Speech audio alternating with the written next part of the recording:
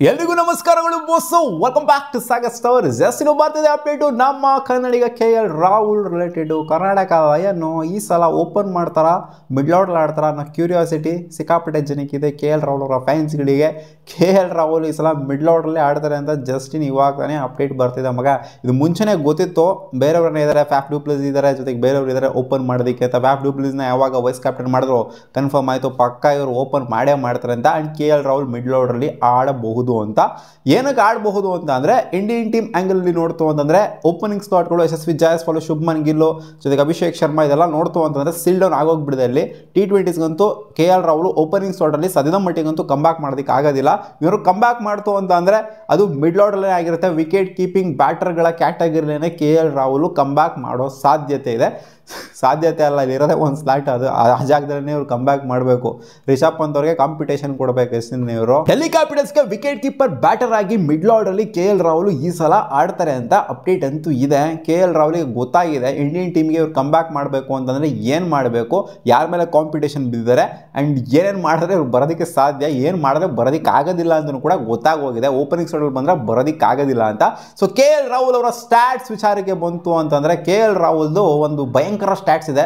ಮೊದಲನೇ Indian player ಆಗ್ತಾರೆ 5 consecutive seasons. ಎಷ್ಟನೇ ಸೀಸನಿಂದ 2018 ಹಿಡ್ಕೊಂಡು 2022ವರೆಗೂ 5 ಕನ್ಸಿಕ್ಯೂಟಿವ್ ಸೀಸನು, 590+ ಒಂದು ಸೀಸನಲ್ಲಿ ಓಡ್ದಂಥ, ಒಂದು ಸೀಸನ್ ಅಲ್ಲ 590+ 5 ಸೀಸನಲ್ಲಿ ಓಡ್ದಂಥ ಏಕೈಕ ಪ್ಲೇಯರ್ ಆಗ್ತಾರೆ ನಮ್ಮ KL ರಾಹುಲ್. ಅದರಲ್ಲಿ 5 ಸೀಸನ್ ತೊಗೊಂಡು ನೋಡ್ತು ಅಂದರೆ 4 ಸೀಸನು 600+, ಅದು ಕೂಡ ಏಕೈಕ ಪ್ಲೇಯರ್ ಆಗ್ತಾರೆ. ಕನ್ಸಿಕ್ಯೂಟಿವ್ ಆಗಿ ಹೊಡೆಯೋದು, ಕನ್ಸಿಕ್ಯೂಟಿವ್ ಆಗಿ ಯಾರು ಹೊಡೆದಿಲ್ಲ. 600+ ರನ್ಸು, 500+ ರನ್ಸು ಈ ಥರ ಹೊಡೆದಿಲ್ಲ. So KL Rahul form decrease ಆಗಿದ್ದು 2023 ಆ್ಯಂಡ್ 24 ಚೆನ್ನಾಗೇ ಆಡಿದರೆ 520 ರನ್ ಬಂದಿದೆ. Opening ಸ್ಲಾಟಲ್ಲಿ almost ಆಡಿರುವಂಥದ್ದಲ್ಲ. 2018 ಲೆಕ್ಕ ತೊಗೊಂಡು ನೋಡ್ತು ಅಂತಂದರೆ IPL ಅಲ್ಲಿ ಇವರು ಆಲ್ಮೋಸ್ಟ್ ಅಲ್ಲ ಎಲ್ಲ ಮ್ಯಾಚ್ನು ಕೂಡ ಆಡಿರುವಂಥದ್ದು, ಎಲ್ಲ ಮ್ಯಾಚ್ ಅಂತ ಹೇಳೋಕ್ಕಾಗಲ್ಲ, ಆಲ್ಮೋಸ್ಟ್ ಆಡಿರೋ 99% ಎಲ್ಲ ಮ್ಯಾಚ್ನು ಕೂಡ ಆಡಿರೋದು ಓಪನಿಂಗ್ ಸ್ಲಾಟಲ್ಲಿ. ಅದಕ್ಕಿಂತ ಹಿಂದೆ ಆಡಿದ್ರು ಮಿಡಿಲ್ ಆರ್ಡರ್ಲಿ, ಮತ್ತೆ ಇವಾಗ ಮಿಡಿಲ್ ಆರ್ಡರ್ಗೆ ಹೋಗಬೇಕಾದಂಥ ಒಂದು ಪರಿಸ್ಥಿತಿ ಬಂದಿದೆ. ಇವಾಗ ಅಷ್ಟೇನಾಗಿ ಹೆವಿ ರನ್ಸ್ಗಳು ಬರದೇ ಇರ್ಬೋದು, ಅದು ಸ್ಲಾಟ್ ಮೇಲೆ ಕೂಡ ವೇರಿ ಆಗುತ್ತೆ. KL ರಾಹುಲ್ ನಂಬರ್ 5 ಆಡ್ತಾರಾ ಅಥವಾ ನಂಬರ್ 6 ಆಡ್ತಾರಾ, ಸೊ ಆ ಥರ ಸ್ಲಾಟ್ ಮೇಲೆ ಕೂಡ ವೇರಿ ಆಗುತ್ತೆ. ಒಟ್ಟಲ್ಲಿ KL ರಾಹುಲ್ಗಂತೂ ಗೊತ್ತಾಗಿದೆ ಈ ಸೀಸನ್ನಿಂದ ನಾನು ಮಿಡ್ಲ್ ಆರ್ಡ್ರಲ್ಲೇ ಆಡಬೇಕು. Middle order, lower middle order ನನ್ನ ಪ್ರಕಾರ ಆ ನಂಬರ್ 4, ನಂಬರ್ 5 ಸ್ಲಾಟ್ ಏನಿದೆ, ಸೊ ಈ ಸ್ಲಾಟ್ ಬಂದರೆ ಸಿಕ್ಕಾಪಟ್ಟೆ ಫಾರ್ ಬೆಟರ್ ಆಗಿರುತ್ತೆ. ನಂಬರ್ 6, ನಂಬರ್ 7ಗೆಲ್ಲ ಹೋಗೋದಕ್ಕಿಂತ KL ರಾಹುಲ್ ಅಲ್ಲೆಲ್ಲ ಕಳಿಸ್ತು ಅಂತಾರೆ ನಾಚಿಕೆ ಆಗಬೇಕಷ್ಟು ಈ ಟೀಮಿಗೆ. ನಂಬರ್ 4 ಆ್ಯಂಡ್ 5 7 ಮಾಡಿಸ್ತಂಥ ಪೊಸಿಷನು KL ರಾಹುಲ್ಗೆ. ಅದೆಲ್ಲ ಮಾತಾಡ್ತಿರೋದು KL ರಾಹುಲ್ ಅವರ strike rate related. So display ಮಾಡಿದ್ರೆ ನೋಡ್ತಿರ್ಬೋದು KL ರಾಹುಲ್ ಅವರ ಆವ್ರೇಜ್ ಸ್ಟ್ರೈಕ್ ರೇಟ್ದು ಪ್ರತಿಯೊಂದು ಸೀಸನಲ್ಲಿ ಯಾವ ಥರ ಇದೆ ಅಂತ. ಬೂಸ್ಟುಗರು ಬಾಂಬು 2018, 2019 ತೊಗೊಳ್ಳಿ ನೀವು, ಅವಾಗ ಕ್ಯಾಪ್ಟನ್ ಆಗಿರಲಿಲ್ಲ KL Rahul. 146 average, 158 average strike rate. ಅದಾದಮೇಲೆ ಕ್ಯಾಪ್ಟನ್ ಆದಮೇಲೆ 135, 129, 138 ಪರವಾಗಿಲ್ಲ, ಚೆನ್ನಾಗೇನಾಯಿತು. ಕಿಂಗ್ಸ್ 11 ಪಂಜಾಬ್ ಇದ್ದಾಗಲೂ ಕೂಡ ಚೆನ್ನಾಗಿತ್ತು.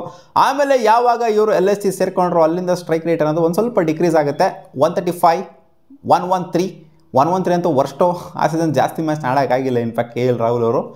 ಆ್ಯಂಡ್ 136 ಲಾಸ್ಟ್ ಸೀಸನ್ ಇದ್ದಂಥ ಸ್ಟ್ರೈಕ್ ರೇಟು. ಬಟ್ ಹೆಂಗೆ ಅಂತಂದರೆ ಇದು ಎಫೆಕ್ಟಿವ್ ಸ್ಟ್ರೈಕ್ ರೇಟು ಕೂಡ ಇಂಪಾರ್ಟೆಂಟ್ ಆಗುತ್ತೆ.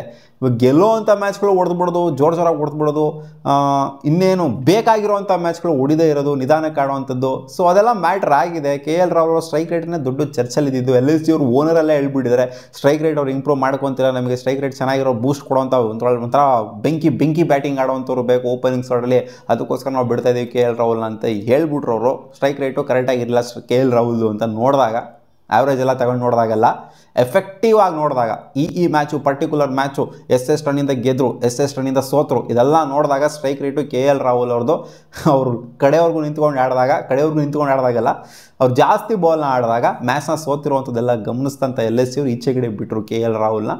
ಸೊ ಈ season completely different KL Rahul 3 point ಅನ್ನು ನೋಡ್ಬೋದು ನಾವು. ಫಸ್ಟು KL ರಾಹುಲ್ 2018ಗಿಂತ ಮುಂಚೆ ಒಂದು KL ರಾಹುಲ್ ಆಗಿದ್ರು, ಆಮೇಲೆ 2018 ಆದಮೇಲೆ ಮತ್ತೊಂದು KL ರಾಹುಲ್ ಆದರು, ಕ್ಯಾಪ್ಟನ್ಸಿ ಸಿಕ್ಕಿದ್ಮೇಲೆ ಇನ್ನೊಂದು KL ರಾಹುಲ್ ಆದರು. ಸೊ ಇವಾಗ ಕ್ಯಾಪ್ಟನ್ಸಿ ಎಲ್ಲ ಬಿಟ್ಟು as A wicket keeper, genuine batter, middle orderly ಆಡುವಂಥ KL ರಾಹುಲ್ನ ನಾವು ಹೊಸದಾಗಿ ನೋಡಬೇಕಾಗಿ ಬಂದಿದೆ. ಆ ಥರ ಪರಿಸ್ಥಿತಿ KL ರಾಹುಲ್ಗೆ ಬಂದಿದೆ. ಅಕ್ಸೆಪ್ಟ್ ಮಾಡ್ಕೊಳ್ಳೇಬೇಕು. ಆ್ಯಂಡ್ ಈ ಸೀಸನ್ನು ಭಯಂಕರ ಕಾನ್ಫಿಡೆನ್ಸ್ ಇದೆ ನನಗೆ. KL ರಾಹುಲ್ ಸ್ಟ್ರೈಕ್ ರೇಟ್ ಮೇಲೆ ಸಿಕ್ಕಾಪಟ್ಟೆ ಒತ್ತು ಕೊಟ್ಟಿರ್ತಾರೆ ಅಂತ. ಯಾಕಂದರೆ ಬೇಕಾಗಿರುವಂಥದ್ದು ಇಂಡಿಯನ್ ಟೀಮ್ಗೆ ಆಗಿರಲಿ ಎಲ್ಲೇ ಆಗಿರಲಿ ಇವ್ರು ಮಿಡ್ಲ್ ಆರ್ಡರ್ ಲೈನ್ ಕಾಂಪಿಟೇಷನ್ ಕಮ್ಮಿ ಇದೆ ಅಂತಲ್ಲ, ಇಂಡಿಯನ್ ಟೀಮಲ್ಲಿ ಬೇಜಾನ್ ಕಾಂಪಿಟೇಷನ್ ಇದೆ ಮಿಡ್ಲ್ ಆರ್ಡರ್ ಲೋವರ್ ಮಿಡ್ಲ್ ಆರ್ಡರ್ಲೆಲ್ಲ. ಸೊ ಅಲ್ಲೂ ಕಾಂಪಿಟೇಷನ್ ಕೊಡಬೇಕು ಅಂದರೆ ಸ್ಟ್ರೈಕ್ ರೇಟು ಭಯಂಕರವಾಗಿರಬೇಕು. KL ರಾಹುಲ್ ಕೇಪಬಿಲಿಟಿ ಇದೆಯಾ ಇಲ್ವಾ? ಖಂಡಿತ ಕೇಪಬಿಲಿಟಿ ಅಂತೂ ಇದೆ.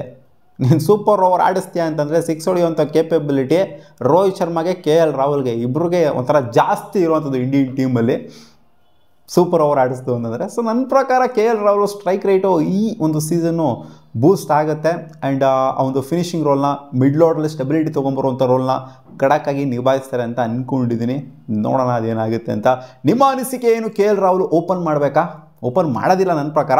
ಇವಾಗ ಆಲ್ರೆಡಿ ಅಪ್ಡೇಟ್ ಅಂತೂ ಬಂದಿದೆ. ಓಪನ್ ಮಾಡಬೇಕಾ? ಓಪನ್ ಮಾಡಿದ್ರೆ ಇಷ್ಟನಾ ನಿಮಗೆ, ಅಥವಾ ಮಿಡ್ಲ್ ಆರ್ಡರ್ ಆಡಿದ್ರೆ ಇಷ್ಟನಾ? ಕಾಮೆಂಟ್ ಸೆಕ್ಷನ್ ಕಾಮೆಂಟ್ ಮಾಡಿ ತಿಳಿಸಿ. ಸಿಗೋಣ ಮುಂದಿನ ವಿಡಿಯೋದಲ್ಲಿ. ವಾ.